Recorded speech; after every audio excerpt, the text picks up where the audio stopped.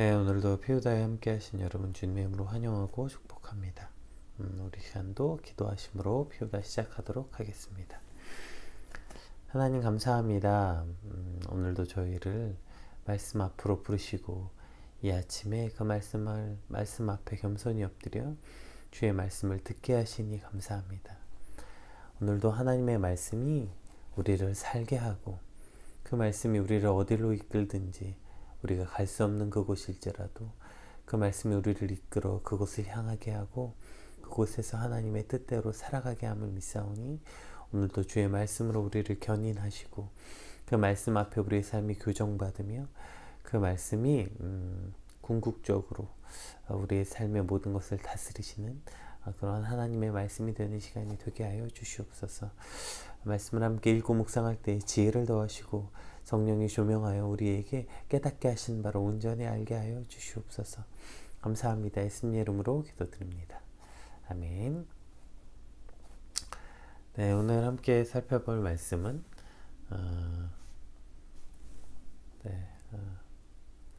다니엘 7장, 이제 첫 번째 묵시에 관한 마지막이죠.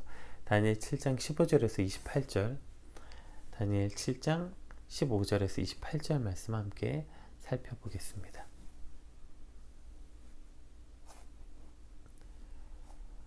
나 다니엘이 중심에 근심하며 내 머릿속에 환상의 나를 번민하게 한지라. 내가 그 곁에 모셔 선 자들 중 하나에게 나아가서 이 모든 일의 진상을 물으매 그가 내게 말하여 이 일의 해석을 알려주며 이르되 그 내 큰 짐승은 세상에 일어날 내 왕이라. 지극히 높으신 이의 성도들이 나라를 얻으리니 그 누림이 영원하고 영원하고 영원하리라. 이에 내가 넷째 짐승에 관하여 확실히 알고자 하였으니 곧 그것은 모든 짐승과 달라서 심히 무섭더라. 그 이는 새요 그 발톱은 노시니 먹고 부서뜨리고 나머지는 발로 밟았으며 또 그것의 머리에는 10뿔이 있고 그 외에 또 다른 뿔이 나오매 새 뿔이 그 앞에서 빠졌으며 그 뿔에는 눈도 있고 큰 말을 하는 입도 있고 그 모양이 그 동류보다 커 보이더라. 내가 본즉 이 뿔이 성도들과 더불어 싸워 그들에게 이겼더니 옛적부터 항상 계신 이가 와서 지극히 높으신 이의 성도들을 위하여 원한을 풀어주셨고 때가 이름에 성도들이 나라를 얻었더라. 모신 자가 이처럼 이르되 넷째 짐승은 곧 땅의 넷째 나라인데 이는 다른 나라들과는 달라서 온 천하를 삼키고 밟아 부서뜨릴 것이며 그 10뿔은 그 나라에서 일어날 10왕이요 그 후에 또 하나가 일어나리니 그는 먼저 있었던 자들과 다르고 또 새 왕을 복종시킬 것이며 그가 장차 지극히 높으신 이를 말로 대적하며 또 지극히 높으신 이의 성도를 괴롭게 할 것이며 그가 또 때와 법을 고치고자 할 것이며 성도들은 그의 손에 붙임바 되어 한 때와 두 때와 반대를 지내리라. 그러나 심판이 시작되면 그는 권세를 빼앗기고 완전 멸망할 것이요 나라와 권세와 온 천하 나라들의 위세가 지극히 높으신 이의 거룩한 백성에게 붙임받으리니 그의 나라는 영원한 나라이라. 모든 권세 있는 자들이 다 그를 섬기며 복종하리라. 그 말이 이에 그친지라. 나 다니엘은 중심에 번민하였으며 내 얼굴빛이 변하였으나 내가 이 일을 마음에 간직하였느니라. 아멘. 네, 오늘 이제 나온 본문은 어제 저희가 함께 이제 좀 길고 어렵게 살펴보았던 다니엘이 봤던 환상에 대한 천사의 해석을 기록해 있습니다. 그 모든 환상을 이제 다니엘이 듣고 마음에 간직하였더라. 이것으로 오늘 첫 번째 묵시가 끝이 나죠. 이제 내 큰 짐승에 관한 해석은 어제 이미 구체적으로 살펴보았고 그것에 대한 반복이 초반에 나오고 중반에는 그것에 대한 해석이 나오는데 이 해석은 어저께 이미 살펴보았으니까 그것에 대해서 자세히 다루지는 않도록 하겠습니다. 오늘은 그 내 짐승의 상징과 뭐 그것을 통한 의미보다는 이 말씀을 받고 있는 다니엘의 태도에 관해서 우리가 한번 깊게 살펴보려고 해요. 15절은 이렇게 시작합니다. 말씀의 첫 시작이죠. 나 다니엘이 중심에 근심하며 내 머릿속에 환상이 나를 번민하게 한지라. 이렇게 설명하고 있어요. 그러니까 여기서 다니엘이 심중에 번민하는 것을 나타내는 표현 가운데서 오늘 본문에서는 그냥 그 중심에, 몸의 중심에만이라고 표현되어 있지만 이걸 원문상으로 살펴보면 영혼이라는 표현이 등장하거든요. 이것은 영혼이라는 표현과 몸의 중심이라는 표현이 거듭해서 나오면서 다니엘의 번민과 괴로움이 얼마나 극심했는지 보여줘요. 그러니까 다니엘이 심중에 번민하는 것을 나타내는 표현 가운데서 본문처럼 과격하게 표현된 곳은 없습니다. 이것이 또 뒤에 보면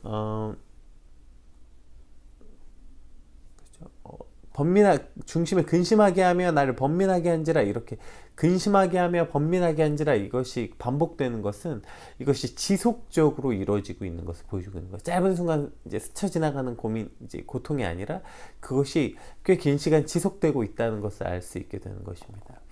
지금 다니엘이 이같이 지속되고 큰 번민을 하고 있는 이유가 뭐였어요? 하나님 보여주신 환상, 계시 때문이었다고요.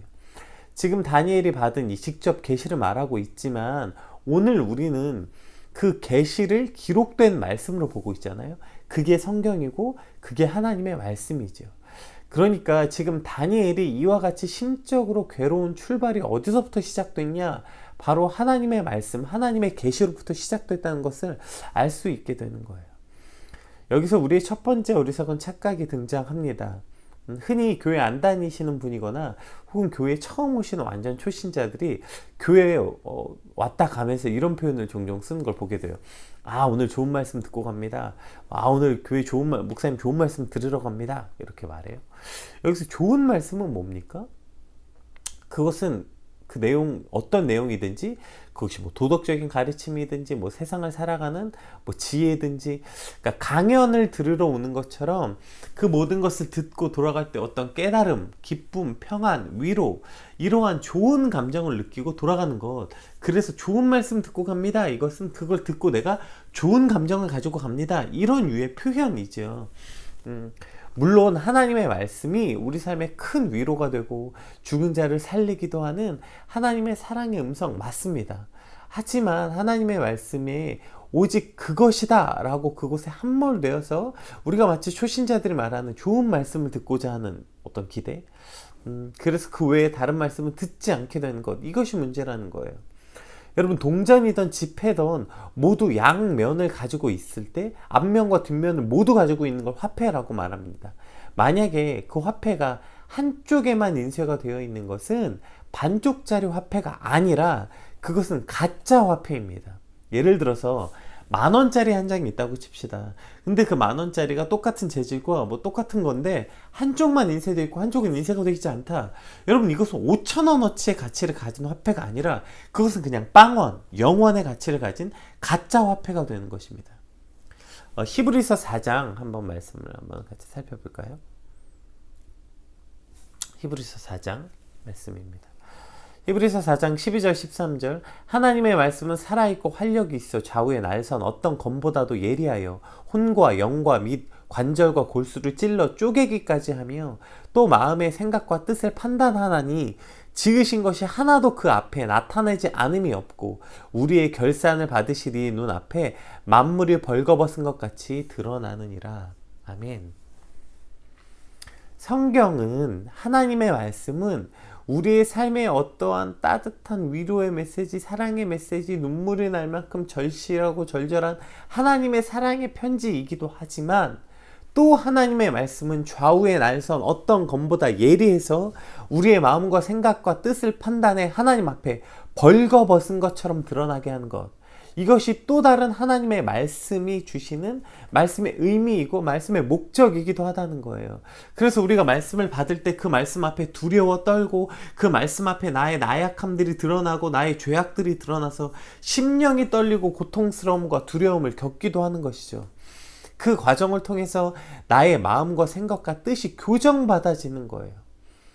돌이켜 하나님 앞에 온전히 서가는 과정을, 그 고통과 괴로움을 통해 그 말씀이 마치 예리한 칼과 같아서, 메스와 같아서 우리의 영혼과 마음 가운데 있는 악한 생각과 더러운 부분을 가르고 도려내는 거예요. 수술받는 거라고요. 그 말씀 앞에 우리의 삶이 교정받아지는 것. 그러니 당연히 아프고 고통스럽고 두려움이 우리 앞에 있는 것이죠.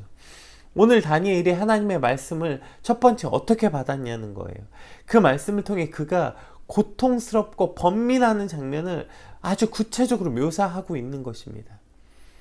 그런데 우리가 하나님의 말씀을 볼 때 어떤 심적인 위로가 필요할 때 마치 꺼내서 보는 말씀, 두려움이 우리 안에 닥칠 때 마치 부적같이 꺼내서 보는 말씀, 무슨 우리 안에 어떤 정서적 위로가 필요할 때 로맨스 소설을 보듯이 하나님의 말씀을 이해한다거나 어떠한 말씀을 듣든지 그 말씀을 내 뜻에 맞춰서 하나님이 지금 그 말씀을 이런 메스와 같은 그 말씀을 통해서 내 영혼이 쪼개져야 되는 말씀을 근데 내 마음대로 자의적으로 해석해서 그 말씀마저 그냥 핑크빛으로 그냥 무슨 사랑처럼, 물론 그것도 사랑의 말씀 맞습니다. 그것이 우리를 사랑하기 때문에 하시지만 그 말씀이 마치 그냥 그렇게 요즘에 이제 제가 하진을 키우면서 혼을 이제 내야 된다고 주변에서 많이 얘기하더라고요. 그래서 혼을 내려고 해도 혼이 안 나요.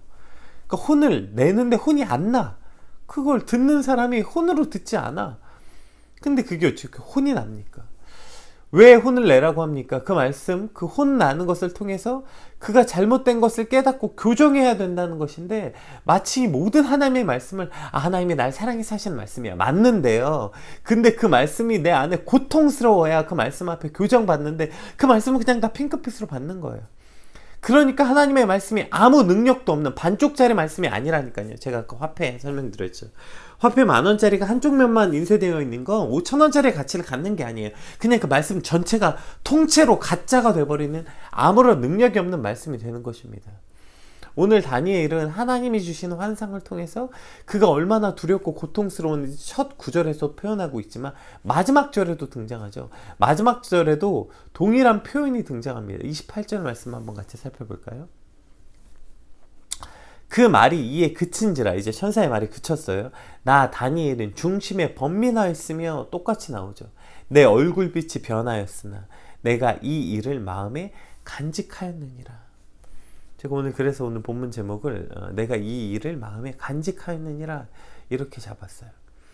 천사의 해석이 끝나자마자 다니엘은 또 이와 같은 중심에 영혼까지 고통스러운 번민, 그 영혼까지 고통스러운 번민으로 인해서 얼굴빛이 변하였다고 말해요. 그러나 내가 이 일을 마음에 간직하였느니라, 이것으로 끝이 나는 거예요. 그 말씀의 해석이, 그 환상이, 그 하나님의 말씀이, 그 계시가 나로 인하여 내 영혼까지 고통스러운 마음이 들지라도 그것을 우리의 마음에 간직하는 거예요. 분명히 하나님의 말씀이 선포되었지만, 경고되었지만 그 말씀이 고통스럽고 두려우니까 제일 먼저 우리는 그냥 고통이 딱 찾아오면 제일 먼저 하는 본능이 뭡니까? 하고 피하는 겁니다.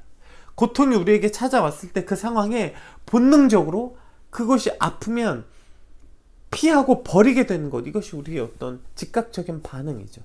그러나 그것이 우리 안에 고통스러울지라도, 그것이 고통스러우니까 못 들은 척하고 어떻게 해서든지 내 마음에 털어내려고 하는 것이 아니라 고통스러운 마음 그대로 우리의 마음에 간직하는 것, 그것이 말씀을 받는 온전한 태도라는 것입니다. 하나님의 말씀이 우리 안에 선포됐을 때 그게 고통스럽고 두렵고 내 마음에 영혼까지 떨리는 고통이 있을지라도 빨리 털어버리려고 노력하는 것이 아니라, 그 말씀을 회피하려고 애쓰는 것이 아니라, 그것이 고통스러울지라도 그대로 마음에 간직하는 것, 이것이 오늘 우리가 이 말씀을 받아야 되는 온전한 태도라는 것이죠. 여러분, 사람은 안 변해. 어떻게 사람이 변해? 우리 이런 말 자주 하게 되죠. 근데 의외로 여러분, 사람은 잘 변합니다. 언제 변하냐면요, 고통 앞에서 변하게 되는 거예요. 여러분, 아파 보셨죠? 그러니까 몸이 아파 보셨죠? 예를 들어서 우리가 길을 갔다가 다리가 부러졌다고 칩시다. 그러면 몇십 년간 몸에 배웠던 습관도 다 바뀌는 거예요. 다리가 부러졌는데 운동을 어떻게 합니까? 다리가 부러졌는데 다리를 어떻게 꼽니까? 위장병이 났어요. 그러면 그래서 뭘 먹으면 너무 아픈데 어떻게 매운 걸 먹고 인스턴트를 어떻게 먹습니까? 아프죠? 아프면 그냥 바뀌는 거예요. 변하는 거예요. 그냥 못해요. 아프면. 이 아프다는 것, 이 고통이 뭡니까? 몸이 보내는 신호잖아요. 몸에서 보내는, 더 이상 그것을 하면 안 된다는, 고통은 우리 몸이 보내는 신호라고요. 그렇게 하지 말라는 신호이죠. 그래서 그 고통을 통해서 우리의 몸이 더 이상 그 같은 행위를 반복하지 못하도록 교정받고, 무리하지 않고 좋은 음식을 먹고, 이렇게 우리의 삶의 패턴이 교정받고, 물론 이제 고통이 끝나면 또다시 돌아가는 문제가 있지만, 어쨌든 그 고통 앞에, 고통을 통해서 더 이상 그렇게 하지 않게 되는, 우리의 몸이 건강해지는 교정받는 시간이라고. 문제는 고통이 없는 게 문제죠. 암이 무서운 이유가 뭐예요? 고통이 없다는 거죠. 고통을 느낄 때는 그 병이 이미 많이 아주 진행되어서 심각해진 상태에서 고통이 오기 때문에, 그래서 암은 어떻게 발견해야 되는데요? 정기검진이 핵심이다. 그래서 조기 발견하는 게 핵심이다. 고통이 찾아오거나 암이라는 이상징후가 발견돼서 병원에 찾아올 때는 이미 꽤 많이 진행되었기 때문에 그것이 이제 중증으로 갈 확률이 높다는 거죠. 그래서 암은 계속 정기검진을 통해서 조기에 발견하라고 맨날 병원에서 말하잖아요. 하나님의 말씀이 우리 안에 들어와서 때로는 우리의 영혼까지 고통스럽게 번민하게 하는 것은, 그 말씀을 통해서 나의 삶이 죄로부터 돌이키게 하고 하나님의 말씀 앞에 교정받는 시간으로 삼게 되는 거예요. 그래서 때로 하나님의 말씀이 고통스럽고 번민스럽게 되는 것은 당연하죠. 왜요? 그 말씀이 고통스러움으로 통해서 우리가 하나님께 돌이킬 수 있는 기회를 얻으니까. 오히려 문제는 그 말씀을 통해서 맨날 위로와 맨날 힘을 얻고 맨날 그 말씀이 핑크빛으로 얻어지는 게 문제인 거예요. 그래서 고통이 없다가 그 고통을 깨닫게 될 때는 이미 손 쓸 수 없을 만큼 심각한 상태에 이를 수도 있기 때문이죠. 하나님의 말씀은 사랑과 공의가 공존하고, 이것은 여러분 따로 떨어뜨릴 수 있는 것이 아닙니다. 이것을 따로 떨어뜨릴 수 없다는 것에 대한 개념은 나중에 또 한번 같이 살펴볼게요. 어쨌든 하나님의 말씀은 선택적으로 내가 원하는 것만 취해서 듣게 되는 것, 이것은 그 말씀이 반쪽짜리가 아니라 가짜 말씀으로 돼서 그 말씀 자체가 아무런 능력이 없는 그러한 말씀이 되는 것을 기억해야 됩니다. 오히려 하나님의 말씀을 통해 오늘 내게 찔림이 있고 하루 종일 그 말씀이 내 마음을 무겁게 하고 고통스럽게 한다면 그 말씀 앞에 감사히 나아가야 하는 것입니다. 아, 내가 오늘 하나님의 말씀으로 교정받고 있구나. 내가 이 말씀 앞에 고통스럽고 번민하고 너무 아픔으로 하나님께 더 한 걸음 나아가는구나. 그래서 그 고통이 나로 인해서 죄의 길에 들어서지 못하게 하고 하나님 외에 다른 것에 빠지지 않게 하고 내가 온 종일 하나님을 붙잡고 하나님 앞에 살아갈 수 있게 되는, 결국 그 고통이, 하나님의 말씀이 주시는 그 찔림이 나를 하나님 앞에 나아가는 축복이라는 것을 주님 앞에 깨닫게 되는 저와 여러분이 되시기 주님의 이름으로 축복합니다. 우리 16절 말씀도 한번 같이 살펴볼게요.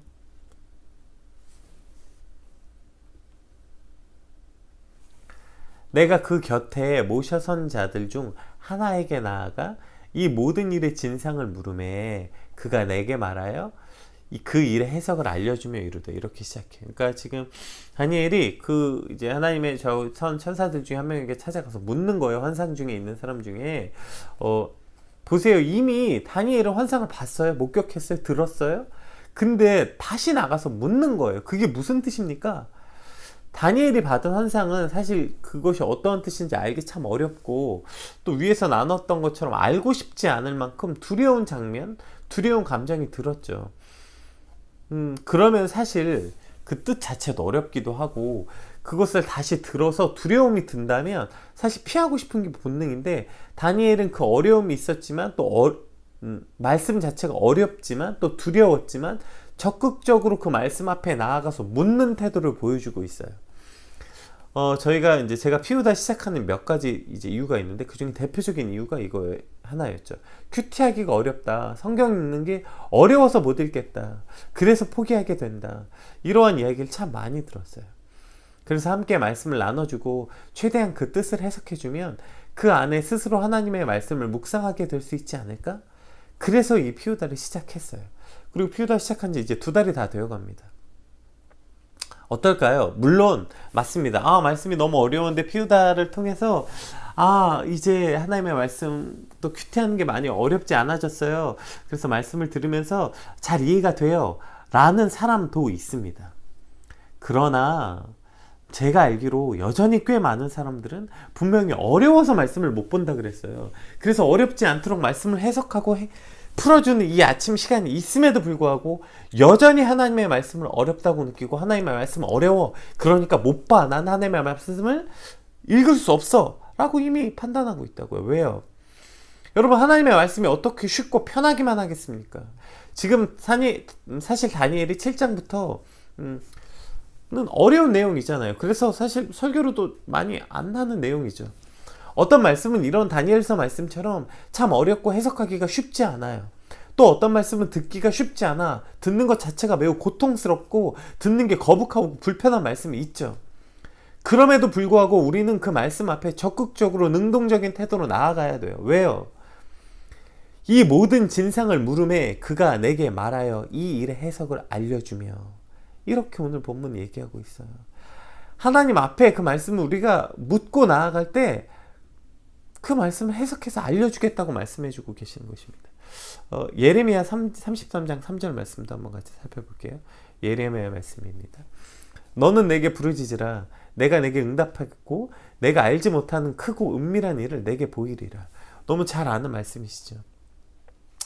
그러니까 우리가 하나님 앞에 부르짖고 하나님 앞에 나갈 때 하나님이 이 크고 은밀한 일을 우리에게 보여주시겠대요. 오늘 본문도 다니엘이 그 말씀을 묻고 그것이 어려웠지만 고통스러웠지만 진상을 물음에 그가 내게 말하여 이 일의 해석을 알려주며. 그러니까 사실은 우리가 하나님 앞에 말씀 앞에 나아가죠. 그리고 하나님께 이 말씀을 묻죠. 그러면 성령님께서 그 말씀을 깨닫게 해주시고 하나님께서 그 크고 은밀한 일을 보여주시겠다고 성경에 이미 약속하고 있잖아요. 다니엘서에서 나오는 이 어렵고 해석하기 어려운 이 묵시에 관한 종말에 대한 계시마저도 물어볼 때 그가 이 일을 해석하여 알려준다고요. 문제는 뭘까요? 우린 진짜 하나님의 말씀이 이해하지 못하고 어려워서 어렵다고 느끼는 걸까요? 아니면 끝까지 이 말씀을 알고 싶은 마음 자체가 없는 걸까요? 안타깝게도 그냥 그 말씀을 조금 해보고 조금 찾아보고 조금 보고 그냥 포기하고 안 보는 거예요. 하나님께서 친히 하나님의 말씀을 기록해서 우리에게 주셨고 심지어 해와 달을 통해서도 하나님의 뜻을 우리에게 계시하고 있다고 시편에서 말씀하고 계시는데, 다만 그것을 묻지 않고 구하지 않고 더더욱 적극적으로 매달려서 하나님의 말씀을 듣고자 함, 하나님의 말씀을 묵상하고자 함이 없기 때문에 사실 우리는 깨닫지 못하고 있다는 것, 이러한 측면이 훨씬 더 많다는 것입니다. 우리가 하나님의 말씀을 보면서 묵상하면서 그 말씀 자체가 너무 어려워서 말씀을 못 보겠어가 아니라 사실은 그런 면도 물론 있지요. 그런데 대부분 어쩌면 그것보다 훨씬 더 큰 문제는 그 말씀을 듣고 묵상하고 어려우면 하나님께 묻고 나아가는 적극적인 태도 앞에서 하나님께서 그 말씀을 알게 하시겠다고 분명히 말씀하셨다고요. 그 말씀 앞에 성령의 도우심을 구하고 하나님, 성령님 도와주십시오. 이 말씀을 깨닫게 해주십시오. 또 그렇게 구할 때 오늘 우리가 보는 이 피우다 시간처럼 또 다른 목사님들의 해석을 듣는 열정만 있다면, 그것에 내 마음과 내 시간과 에너지를 쏟을 수만 있다면 그 말씀을 여러분 해석하는 방법은 얼마든지 있습니다. 지금도 검색해보면 얼마나 많은 해석, 물론 여러분 그냥 네이버 같은 데 검색하는 건 추천하지 않아요. 거기엔 이제 이단이 해석한 것들이 너무 많기 때문에. 유튜브에 찾아보면 얼마나 많은 수많은 유명한 목사님들이 그 말씀을 강해한 말씀들이 많이 있습니까? 또 책도 있습니까?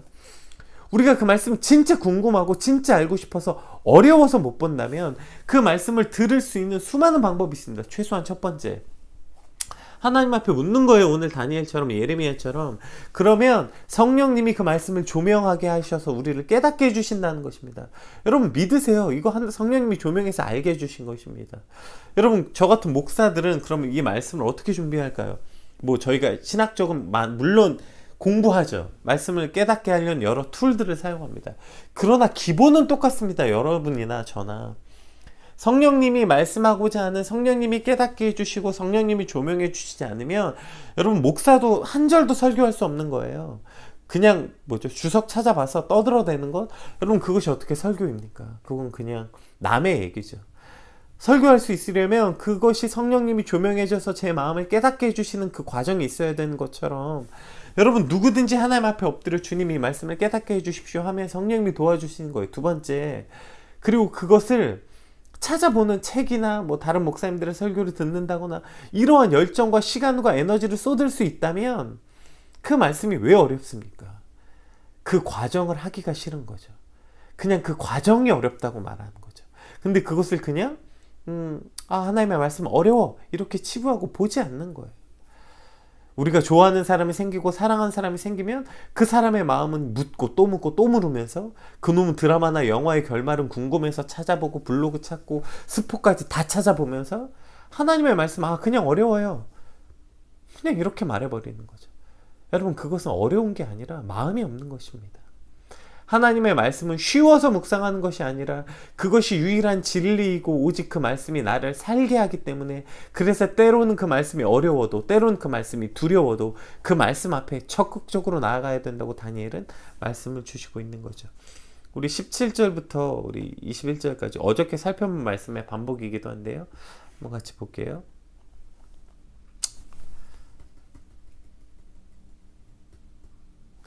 내 큰 짐승은 세상에 일어날 내 왕이라. 지극히 높으신 이의 성도들이 나라를 얻으리니 그 누림이 영원하고 영원하고 영원하리라. 이에 내가 넷째 짐승에 관하여는 확실히 알고자 하였으니 곧 그것은 모든 짐승과 달라서 심히 무섭더라.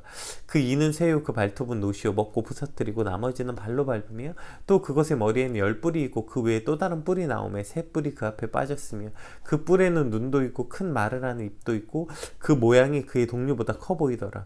내가 본즉 이 뿔이 성도들과 더불어 싸워 그들을 이겼더니. 그러니까 어저께 이제 보았던 이제 해석이죠. 이 부분은 이제 어제 봤던, 내 왕은 바벨론, 메대와 바사, 헬라 제국, 로마 제국을 말하는 거고, 눈도 있고 말도 하는 입이 있고 이 뿔은 적그리스도를 뜻한다고 말했어요. 오늘은 그 이 뿔, 적그리스도가 성도들과 싸워 이긴다는 내용이 추가되어 있고요. 그 아래 이제 그 해석들이 이제 설명되어 있는데 22절부터 예적부터 항상 계신 이가 와서 지극히 높으신 이의 성도들을 위하여 원한을 풀어주셨고 때가 이르매 성도들은 나라를 얻었더라. 모신 자가 이처럼 이르되 넷째 짐승은 곧 땅의 넷째 나라인데 이는 다른 나라들과 달라서 온 철화를 삼키고 밟아 부서뜨릴 것이며, 로마에 대한 특징이라고 말했죠.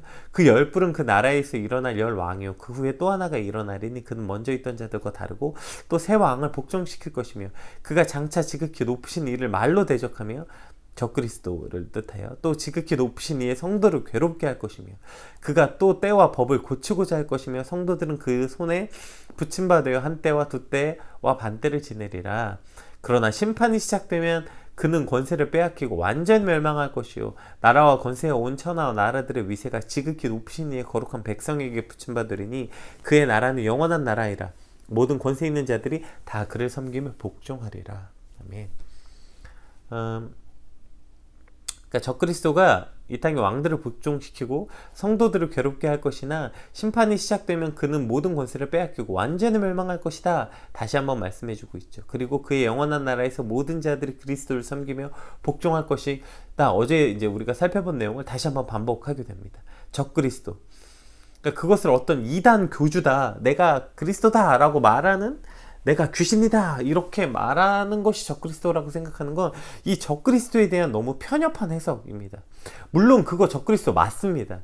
그런데 그것만 적그리스도가 아니라 하나님을 모독하고 대적해서 성도를 괴롭게 하는 어떠한 그 모든 세력의 통칭, 그것이 적그리스도라면 사실 오늘 우리도 저렇지 않아요? 오늘 말씀이 진짜 소름 돋게 맞지 않아요? 또 때와 법을 고치고자 하여 성도를 괴롭게 하기 위해서 때와 법을 고치고자 한대요. 지금 그놈은 뭐죠?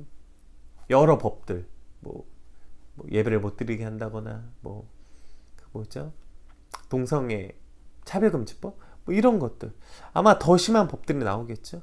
이 모든 것을 통해서 성도를 괴롭게 하고 하나님의 말씀을 하나님의 말씀대로 살지 못하게 하는 이 모든 어떠한 세력의 통칭을 적그리스도로 이해한다면 여러분, 이미 우리는 그 적그리스도가 다스리는 세상에 살고 있습니다.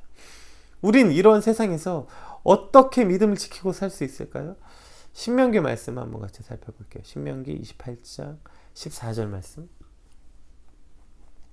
내가 오늘 너희에게 명령하는 그 말씀을 떠나 좌로나 우로나 치우치지 아니하고 다른 신을 따라 섬기지 아니하면 이와 같으리라 하고 이제 신명기 말씀이 생각합니다.